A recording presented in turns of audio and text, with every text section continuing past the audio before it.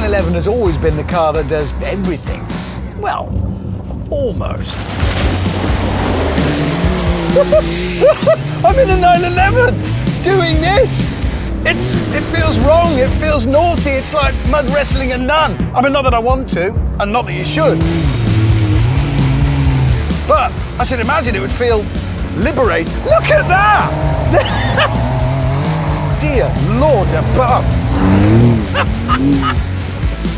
The story with it, technically, it's the same 480 horsepower flat six as in a normal 4 GTS, which is, I suppose, what this started life as. Wide body, extra extensions, plastic arches, underbody protection. This is a serious thing, and I can feel it straight away. Just as any 911 feels supremely confident and capable on the road, this feels similarly brilliant, and it feels weird saying it, off the road. Oh no, this gives me a terrible thought. Have I bought the wrong 911 with my Turbo S? Should I have hung on and tried to get one of these? That's a terrible idea. If you think I bought the wrong 911, like this video. What am I saying? Don't like this video because I mean I bought the wrong 911.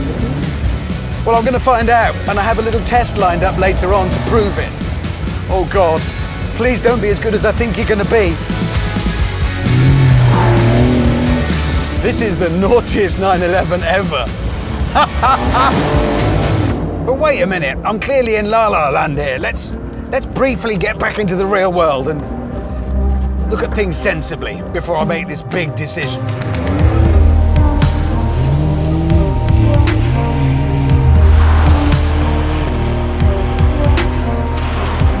You know me, I love a 911.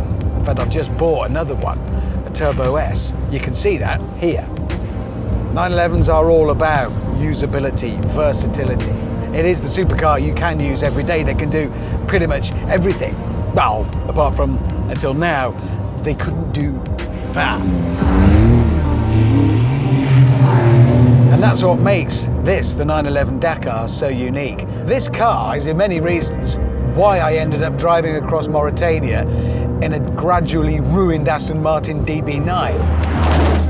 When I first saw the new 911 Dakar, I'll be honest, I thought, really? Sure, I know the history. 1984, Porsche won the Dakar rally with a 911, converted into off-road spec, but I was a little skeptical. Is it just on stilts? Marketing exercise? Is it really any good? Yeah, it really is. And the whole package works. It's a Porsche, of course it does, but I think the agonies I was in my DB9, it was unreliable, it was fragile. It wasn't any tougher than a normal DB9, which is to say, not very tough at all. This feels and is invincible.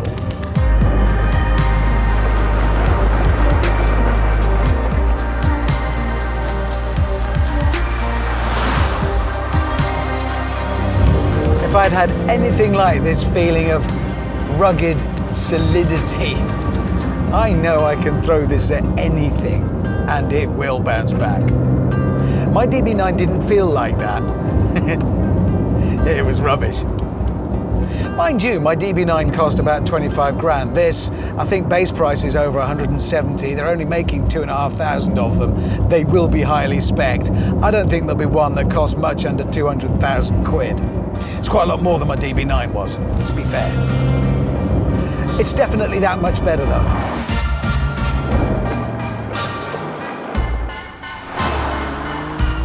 Right, I said earlier that there was a test I wanted to do when it comes to working out whether or not I have bought the wrong Porsche, and it's coming up.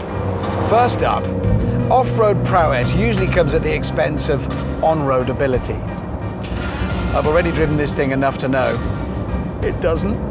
I mean, yeah, these knobbly tyres don't offer the same level of grip. It's 50mm higher, even in its low mode, so there is body roll. The brakes aren't quite as effective. All of that means it's worse, all of which means it's better.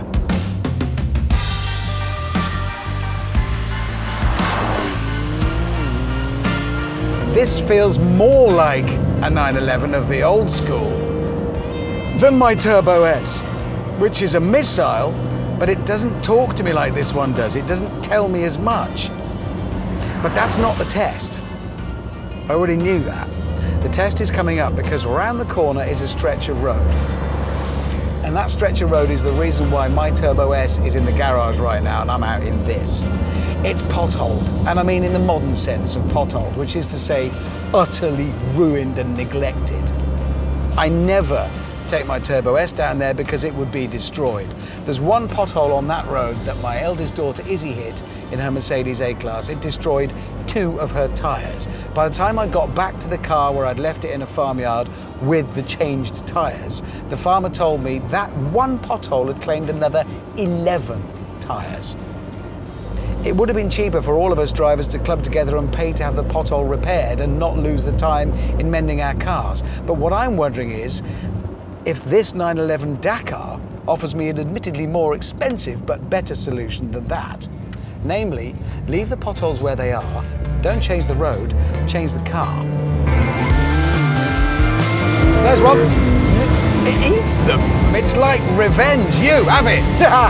I'm actually beating up potholes in a 911, and my Turbo S is in the garage. And the whole point of owning a 911 is that you can use it every day.